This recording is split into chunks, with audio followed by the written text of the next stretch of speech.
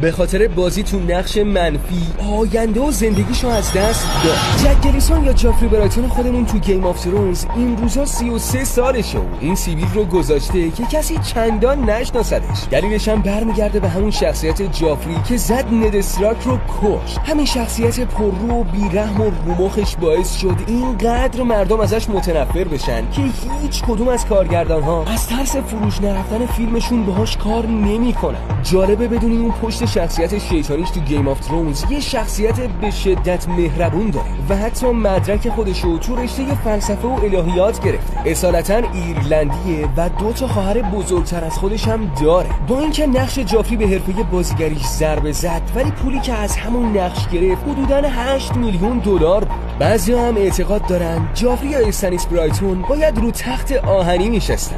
نظر شما چیه؟ نظرتو بنویس و این پستو بفرست واسه اونی که عاشق گیم آف ترونزه و برای فکتای بیشتر راجع به سینما پدیا مووی رو فالو کن.